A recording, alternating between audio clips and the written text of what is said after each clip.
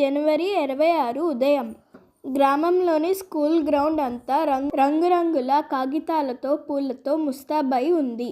8 ఏళ్ల చింటూ తన తాతయ్యతో చేయి పట్టుకొని అక్కడికి వెళ్ళాడు.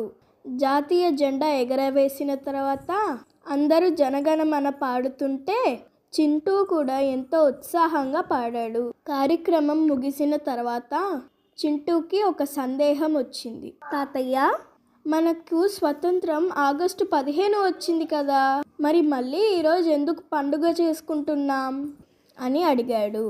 తాతయ్య చిరునవ్వు నవ్వి చింటూని దగ్గరికి తీసుకొని ఇలా చెప్పారు. చూడు చింటూ, నీకు మీ నాన్న కొత్త సైకిల్ కొనిచ్చారనుకో, అది నీకు వచ్చిందా స్వాతంత్రం.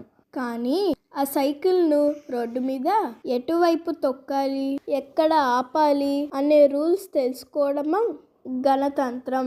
1947లో మనకు స్వేచ్ఛ వచ్చింది. కానీ మనం మన దేశాన్ని ఎలా పరిపాలించుకోవాలి, మన హక్కులేంటి, బాధ్యతలేమిటి అని రాసుకున్న మన రాజ్యాంగం. ఆ రాజ్యాంగం 1950 జనవరి 26 నుండి అమల్లోకి వచ్చింది. అంటే ఈ రోజుటి నుండే మన దేశం ఒక క్రమశిక్షణతో కూడిన గణతంత్ర దేశంగా మారింది. చింటూ కళ్ళు మెరిశాయి. అంటే స్వతంత్రం మనకు బలాన్ని ఇస్తే రాజ్యాంగం ఆ బలాన్ని ఎలా వాడాలో నేర్పించిందన్నమాట అన్నాడు చింటూ. తాతయ్య గర్వంగా చింటూ వీపు తట్టాడు. చింటూ మళ్ళీ ఒకసారి జెండా వైపు చూసి గర్వంగా సెల్యూట్ చేశారు. స్వేచ్ఛ ఎంత ముఖ్యమో ఆ స్వేచ్ఛను సరైన మార్గంలో నడిపించే చట్టం కూడా అంతే ముఖ్యం.